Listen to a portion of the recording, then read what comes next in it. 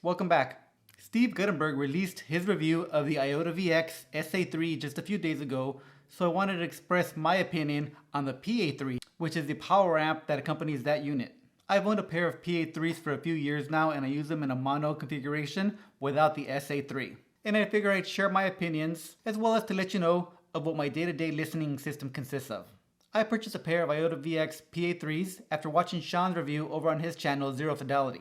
He did an awesome job at reviewing the SA3 and the SA3 with the PA3 as a stack. Before I purchased the PA3s, I was using my DAC, the Cambridge Audio Azure 851N, connected to a Denon AV receiver. I've always had great luck with Denon, I've always loved them. In my youth I was more into multi-channel home theater. My preferences have changed to 2-channel music listening. I had that particular Denon AV receiver for about 5 years until one of the channels started cutting in and out. And instead of sending it to a repair shop, I decided to build a new system. The Cambridge Audio Azure 851N was sold as a DAC, preamp, and streamer all in one box. It has since been discontinued. The closest model is a CXN V2, although that unit has a switch mode power supply versus the linear power supply in the 851N. And the build quality isn't quite the same. The 851N is a tank. It uses twin analog devices DACs, each for its own channel. You don't hear too much about these DACs as they're mostly used in cinema and studio equipment. Analog Devices also manufactures the Shark DSP, which you probably have heard of.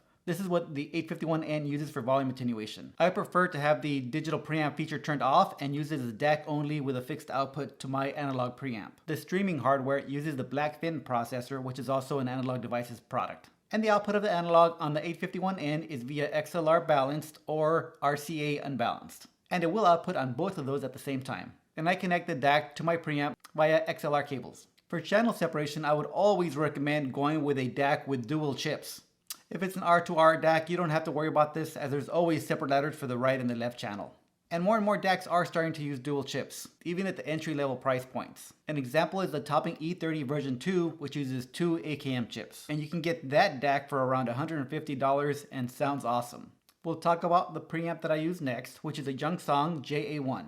The JA1 is a dual mono Class A design preamp, and it uses the excellent C4883 Sanken transistors, which handle great power at very low distortion levels. This preamp has step relay attenuation, so when you bring the volume up and down, you do get the little clicking noise of the relays kicking into the next one. Since it's a dual mono design, you do get independent transformers for the right and the left channel as well. My JA1 has been upgraded with Viborg copper XLRs and Audio Note silver RCAs. Also check out Zero Fidelity's channel for Sean's impressions of this preamp and the matching power amp. From here I connect to the Iota VX PA3 power amps via RCAs, one for the right channel, one for the left channel. The PA3s only have single-ended in and not a balanced XLR in. I don't find it to be the problem as I'm only running about 18 inches of interconnect cable. I use Mogami interconnects from WBC cables, and I haven't noticed any noise issue when moving the cables around to see if I get any interference from anything. And if you noticed, I've also customized the PA3s. I removed the cover, plastered over the Iota VX logo, and gave it a new paint job. I found the large illuminated logo to be kind of obnoxious, to tell you the truth.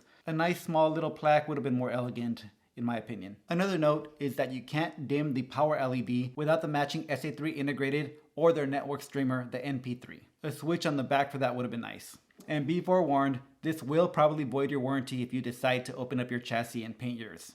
The Iota VX PA3 is a Class AB power amplifier that outputs up to 50 watts of power RMS to 2 channels in 8 ohms.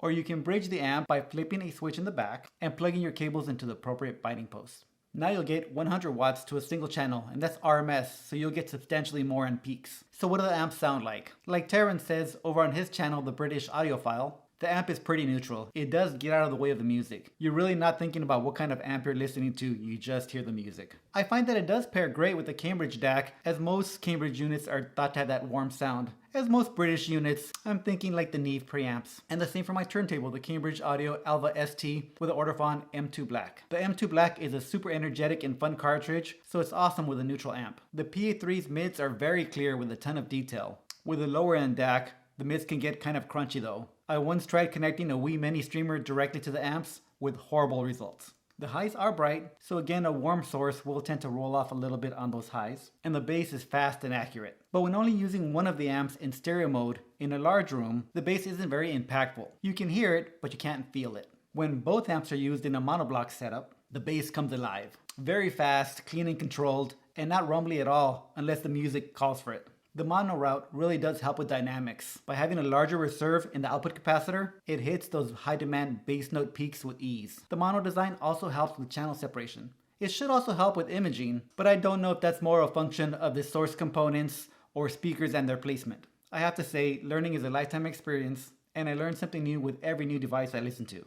So if you're looking to build a separate system, a pair of Iota VX PA3s is a no-brainer. They should definitely be on your shortlist, and I would highly recommend them. My pair of PA3s came in at around $1,000 for the pair after import duties and shipping. A final note about the JA1, the JA1 does not have a soft start or a delay. So as with most purist pieces, always turn your preamp on first, then your source and your amps last. When shutting down, do that in reverse, or you're gonna get that scary and annoying thump. Something I forgot to mention about the Bellari PA555 on my last review. Well, thanks for watching, and I'll see you on the next one.